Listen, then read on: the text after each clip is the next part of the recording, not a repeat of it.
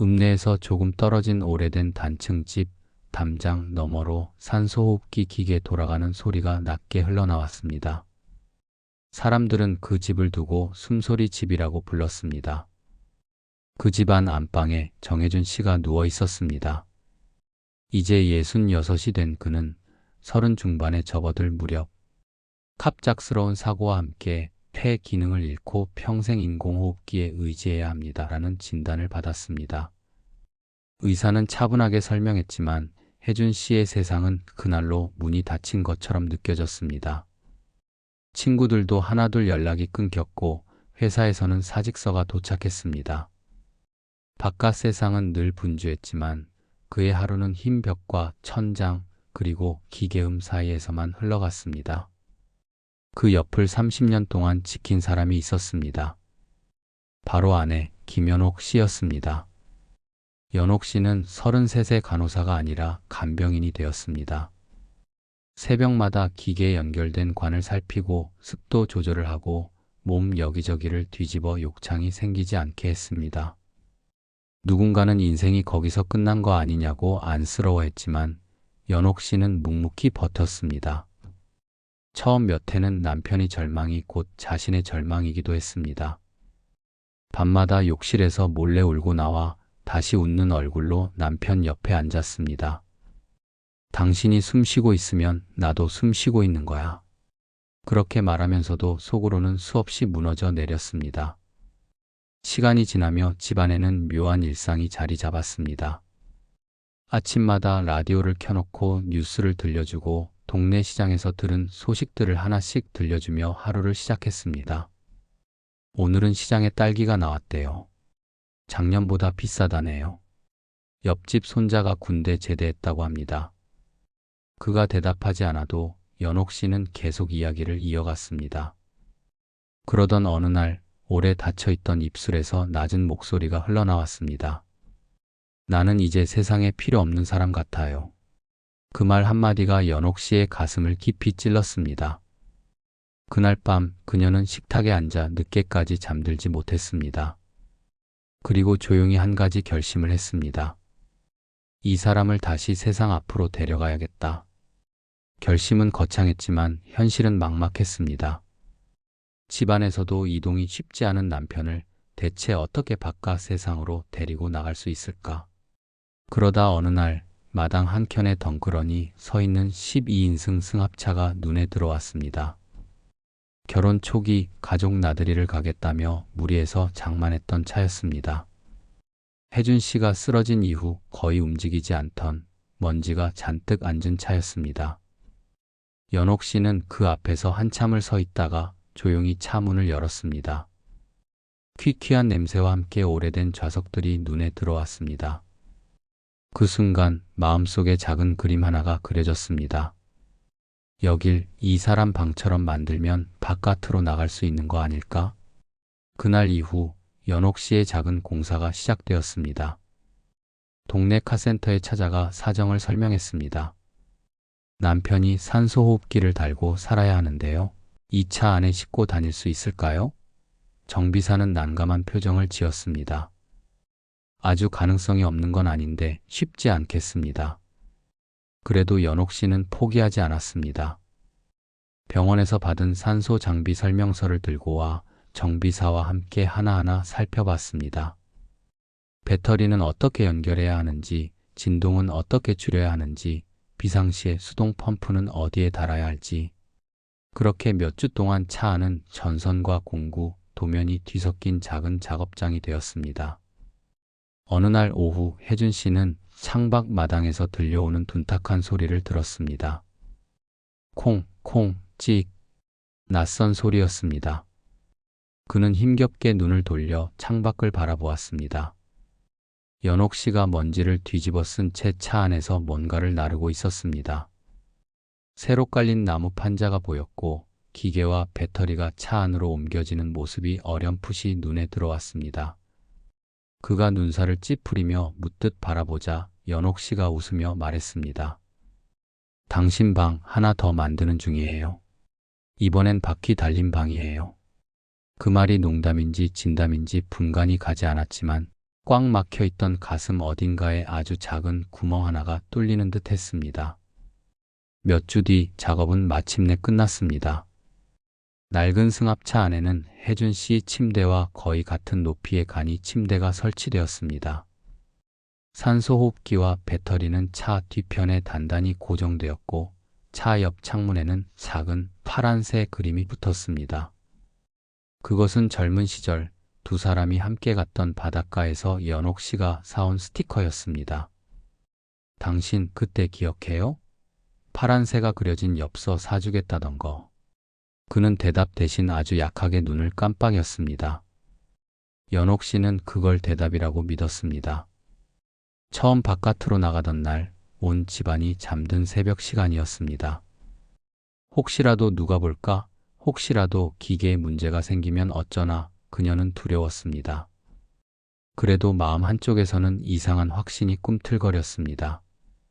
오늘 이 사람한테 처음으로 밖의 공기를 다시 맞게 해주고 싶다. 동생과 조카가 와서 조심스럽게 혜준 씨를 침대에서 옮겼습니다. 산소관을 다시 연결하고 몸을 담요로 감싼 뒤 천천히 승합차 안으로 실었습니다. 순간 그 몇 미터 길이의 이동이 마치 대륙을 건너는 일처럼 느껴졌습니다. 혜준 씨는 숨을 길게 들이켰습니다. 집안 공기와는 다른 냄새가 났습니다. 약간의 흙냄새, 기름 냄새, 새벽 공기의 서늘함이 섞인 냄새였습니다.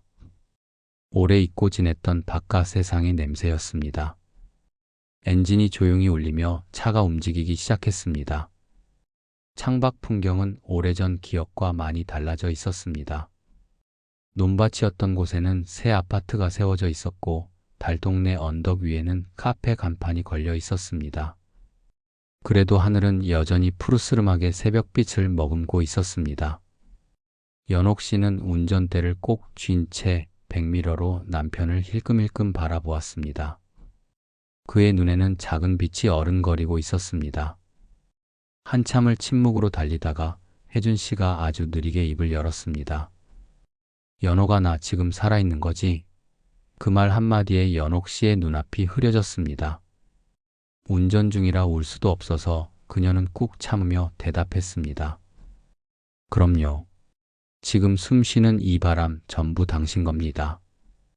그날 이후 새벽 드라이브는 두 사람의 일상이 되었습니다. 동네 사람들은 새벽마다 골목길을 조용히 달려가는 낡은 승합차를 보며 고개를 갸웃했습니다. 아니, 저 집 아저씨 아직 누워 계신 거 아니었어? 누군가가 물으면 또 다른 누군가는 말했습니다. 그러게 말이야. 그런데 요즘 새벽에 차가 자주 나가더라고. 사람들은 정확한 사정을 몰랐지만 어렴풋이 느꼈습니다. 저 집에 뭔가 변화가 일어나고 있구나. 어느 비 오는 오후였습니다. 마을 보건소에서 연락이 왔습니다. 같은 동네에 사는 한 중년 남성이 비슷한 호흡기 질환으로 침대 생활을 시작했다고 했습니다. 그 사람의 아내가 보건소에서 우연히 연옥 씨 얘기를 듣고 용기를 내어 은밀한 부탁을 했다고 했습니다. 혹시 남편분 집 밖에 나가실 수 있는 방법을 찾으셨다던데 우리도 좀 알려주실 수 있을까요? 그 말을 전해 듣고 연옥 씨는 한참을 말없이 앉아 있었습니다. 그동안 자기 가족만을 붙들고 허우적거린 시간들이 떠올랐습니다. 그러고 나서 조용히 대답했습니다. 언제든지 오라고 하세요. 제가 아는 건 다 보여드릴게요. 며칠 뒤 작은 승용차 한 대가 집 앞에 멈춰 섰습니다. 마르고 지친 얼굴의 여자가 조심스럽게 문을 두드렸습니다. 여기가 그 이동식 호흡기 뭐 그런 걸 직접 만드셨다는 말을 잊지 못하고 눈물부터 맺혔습니다. 연옥 씨는 그 손을 붙잡고 안으로 이끌었습니다. 작업 과정을 하나하나 설명하고 자신이 겪었던 실수와 시행착오도 숨김없이 털어놓았습니다. 여길 이렇게 고정하지 않으면 코너 돌 때 기계가 출렁여서 위험해요. 이건 꼭 여분을 하나 더 준비해 두셔야 하고요. 젊은 여자는 연신 메모장을 꺼내받아 적었습니다. 이야기를 듣고 있던 혜준 씨는 처음 보는 낯선 얼굴을 향해 힘겹게 웃어 보였습니다. 집에만 있지 말아요. 바람 한번 쐬면 마음이 조금은 덜 아픕니다. 그 말에 여자는 고개를 깊이 숙였습니다. 소문은 생각보다 빨리 퍼져나갔습니다. 거기 가면 호흡기 단 환자도 차 타고 나들이 갈 수 있다더라. 환자 가족들끼리 모여서 밥도 먹고 얘기도 한대. 처음에는 한 달에 한 번 정도 누가 찾아오는 수준이었습니다. 그러나 시간이 흐르면서 한 달에 2번, 3번, 그리고 결국 거의 매주 누군가가 대문을 두드렸습니다. 연옥 씨는 고민 끝에 결심을 하나 더 했습니다. 집 뒤편이 작은 창고를 치우고 간이 공방을 꾸몄습니다. 간판을 거창하게 달 수는 없었지만 문 옆에 작은 종이 하나를 붙였습니다. 산소 호흡기 이동 장치 상담, 환자 가족 차 나들이 준비 모임.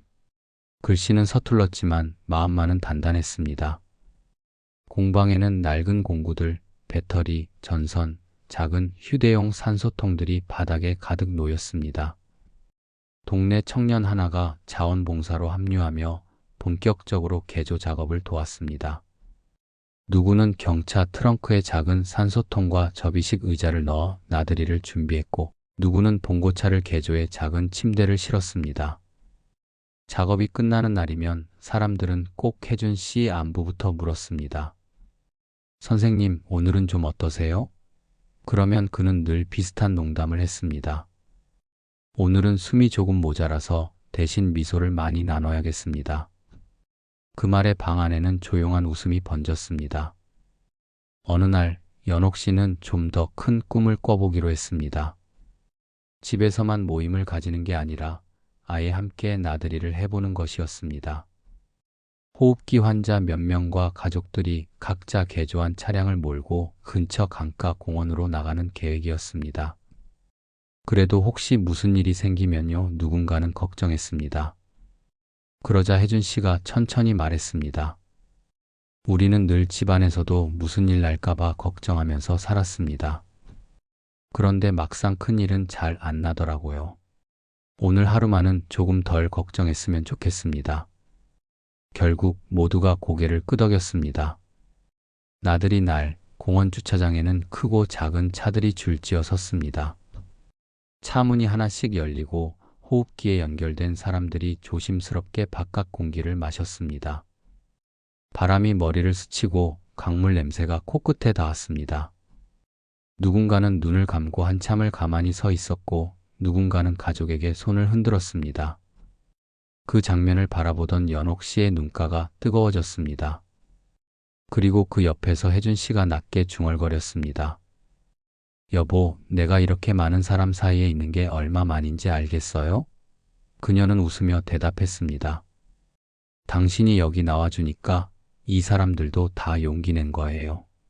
하지만 시간이 늘 기쁨만 주는 것은 아니었습니다. 모임에 함께하던 한 환자가 갑자기 상태가 나빠져 병원으로 옮겨졌다는 소식이 전해졌습니다. 장례식장에서 그의 아내는 연옥 씨에게 말했습니다. 그래도 마지막에 바람 한번 실컷 쐬고 가서 저는 그게 너무 고맙습니다. 웃음과 눈물이 뒤섞인 말이었습니다. 그날 밤 집으로 돌아온 연옥 씨는 잠을 이루지 못했습니다. 혹시 우리가 괜한 욕심을 낸 건 아닐까? 조용히 집에만 계셨다면 더 오래 계시지 않았을까? 그 불안한 생각이 그녀의 가슴을 짓눌렀습니다.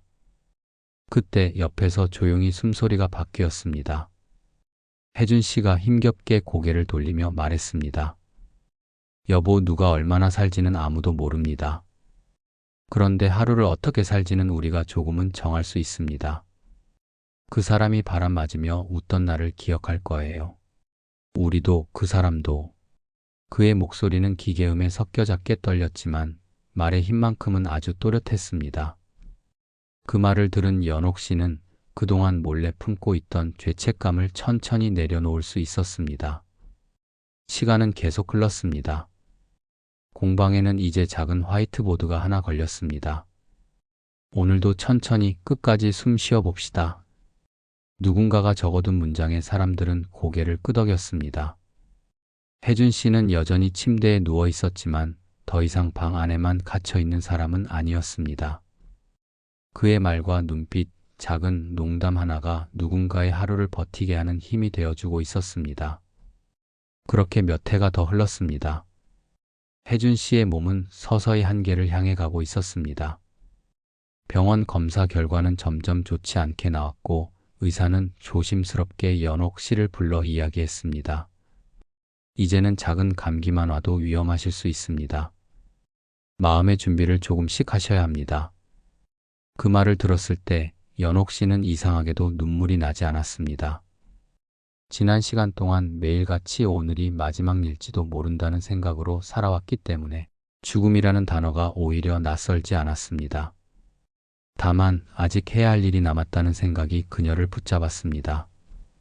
이 사람이 떠나기 전에 이 사람이 만들어온 이 숨결들을 잘 정리해줘야겠다. 어느 저녁 공방 모임이 끝나고 모두가 돌아간 뒤였습니다. 연옥 씨는 남편이 침대 옆에 앉았습니다. 창밖으로는 늦가을 바람이 스쳐가고 있었습니다. 당신 힘들죠? 그녀가 조용히 묻자 혜준 씨는 잠시 숨을 고르고 대답했습니다. 숨 쉬는 게 예전보다 조금 더 빡빡해졌어요. 그래도 아직 숨은 오가고 있습니다. 그는 여전히 농담을 놓지 않았습니다. 그러더니 갑자기 말했습니다. 여보, 우리 마지막으로 한 번만 더 크게 웃는 자리를 만들 수 있을까요? 그 말은 곧 그의 마지막 계획의 시작이었습니다. 그가 부탁한 것은 거창한 것도 화려한 것도 아니었습니다. 그동안 공방을 찾았던 환자와 가족들, 동네 어르신들, 그리고 함께 수고해준 자원봉사자들을 한자리에 부르는 작은 연주회였습니다. 사람들이 나를 떠올릴 때 병실 침대에 누워있는 모습보다는 조금이라도 웃고 있는 얼굴이었으면 좋겠어요. 연주의 날, 집 앞 골목은 오랜만에 차들로 가득 찼습니다. 현관 앞에는 신발들이 촘촘히 놓였습니다. 거실 한쪽에는 의자들이 빼곡히 줄지어 놓였고 혜준 씨의 침대는 모두가 잘 보일 수 있는 자리에 자리했습니다. 사람들은 조용히 자리에 앉아 산소호흡기 소리와 뒤섞인 섬세한 바이올린 선율을 들었습니다. 음악 사이사이 사람들의 웃음과 박수 소리가 섞였습니다. 누군가는 저마다의 이야기를 들려주었습니다. 이 공방 덕분에 우리 아버지가 마지막 해에 바다를 보고 돌아가셨습니다. 선생님이 해주신 말 때문에 제가 아직 버티고 있습니다. 혜준 씨는 한 사람 한 사람의 얼굴을 힘겹게 바라보며 눈빛으로 고맙다고 인사했습니다. 연주가 끝날 즈음 방 안은 지친 듯 고요했습니다. 그때 혜준 씨가 잠시 산소호흡기 압을 조절해 달라고 부탁했습니다. 연옥 씨는 놀라서 말렸습니다. 당신 무리하면 안 돼요. 그러나 그는 짧게 웃으며 말했습니다. 잠깐이면 됩니다. 오늘은 꼭 내가 직접 말을 해야 할 것 같아서요. 모두의 시선이 그에게 모였습니다. 산소호흡기 소리가 조금 더 짙게 울렸고 그는 천천히 그러나 또렷하게 입을 열었습니다. 여러분, 저는 오랫동안 숨이 모자란 사람이라고 생각했습니다.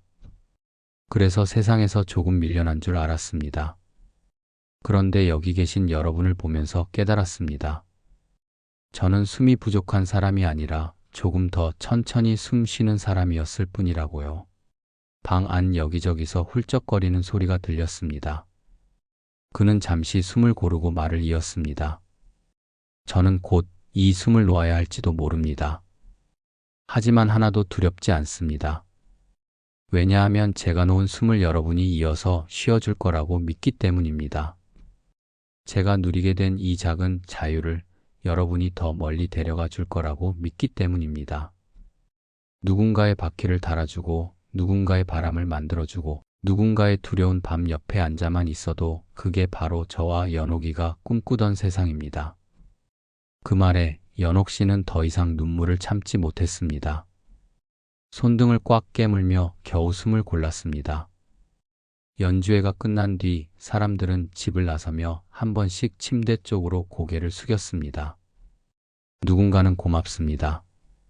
라는 말을 남겼고 누군가는 아무 말 없이 눈빛으로 인사를 건넸습니다. 그날 밤 집안은 이상할 만큼 차분했습니다. 연옥 씨는 남편 옆에 앉아 오래도록 그의 손을 잡고 있었습니다. 오늘 힘들었죠? 그녀가 묻자 그는 아주 희미한 미소를 지었습니다. 힘들었지만 참 좋았습니다. 오늘처럼 숨 쉬고 싶었어요. 오래전부터. 며칠 뒤 혜준 씨의 숨은 더욱 짧아졌습니다. 의사는 집으로 왕진을 와서 조심스럽게 고개를 젓고 돌아갔습니다. 남은 시간은 누구도 장담할 수 없었습니다. 어느 새벽 창밖에서 새들이 잠에서 깨어나는 소리가 들려올 때였습니다. 연옥 씨는 남편이 손이 조금씩 식어가는 것을 느꼈습니다. 그는 마지막 힘을 다해 그녀의 손을 꼭 쥐었습니다. 여보, 아주 낮은 목소리가 새어나왔습니다. 나 이제 조금만 쉬었다 갈게요. 너무 오래 당신한테 기대 있었죠. 그녀는 고개를 세차게 저었습니다. 당신은 내 숨이었어요. 기대긴 누가 누구한테 기대요. 두 사람의 눈물이 베개 위에 조용히 번져갔습니다. 그리고 얼마 지나지 않아 산소호흡기 소리 사이로 그가 마지막 숨을 길게 내쉬었습니다. 방 안은 고요해졌고 그의 얼굴에는 오랜만에 본 듯한 편안한 표정이 떠올랐습니다. 장례식은 크지 않았지만 많은 사람이 다녀갔습니다. 공방에 드나들던 환자 가족, 동네 어르신, 자원봉사자들, 그리고 아직도 병상에 있는 이들을 대신해온 이들까지 모두가 한 가지씩은 자신만의 이야기를 들려주었습니다. 이분 덕분에 우리 아버지 마지막 여행을 다녀왔습니다. 선생님 말이 없었으면 저는 아마 지금도 매일 울기만 했을 거예요. 그 말을 듣고 있던 연옥 씨는 문득 깨달았습니다. 남편은 침대 위에만 누워있던 사람이 아니었다는 것을, 이미 오랫동안 많은 사람 속에서 함께 숨 쉬고 있었다는 것을. 시간이 지나고 집안에서 기계 소리는 사라졌습니다. 하지만 공방의 문은 닫히지 않았습니다. 연옥 씨는 잠시 고민 끝에 간판 아래 작은 문장을 하나 더 붙였습니다. 정혜준의 숨결이 머물던 곳. 처음에는 문 앞에서 한참을 망설이다 돌아서는 사람들도 많았습니다. 그러나 언젠가부터 다시 조심스러운 노크 소리가 들려오기 시작했습니다. 혹시 아직 상담 가능할까요? 저희 아버지가 마지막으로 바다를 한번 보고 싶어 하십니다. 연옥 씨는 예전처럼 공구를 꺼내고 차 구조를 살피며 그들이 조금이라도 더 멀리, 조금이라도 더 편안하게 나갈 수 있는 방법을 함께 찾았습니다. 공방 한쪽에는 혜준 씨의 사진이 걸렸습니다. 침대 위에서 조용히 웃는 얼굴이었습니다. 그 아래에는 그가 마지막 연주회에서 했던 말이 손글씨로 적혀 있었습니다. 나는 더 이상 숨을 못 쉬어도 괜찮습니다. 여러분이 서로의 숨이 되어 살아간다면 그걸로 충분합니다. 공방을 찾는 사람들은 그 문장을 한참 동안 바라보곤 했습니다. 어떤 이는 조용히 손가락으로 따라 읽었고 어떤 이는 눈을 감고 마음속으로 되뇌었습니다. 그래, 우리도 서로의 숨이 되어보자. 오랜 시간이 흐른 지금도 그 동네에는 바퀴 달린 작은 방들이 느릿느릿 골목을 지나갑니다. 산소호흡기에 연결된 채 창밖을 바라보는 이들이 있고 그 옆에서 조심스레 담요를 덮어주는 손들이 있습니다. 누군가는 웃고 있고 누군가는 눈물을 훔칩니다. 어느 늦은 저녁, 연옥 씨는 공방문을 닫고 집 안으로 들어왔습니다. 창문을 열자 서늘한 바람이 커튼을 살짝 흔들었습니다. 그녀는 무심코 하늘을 올려다봤습니다.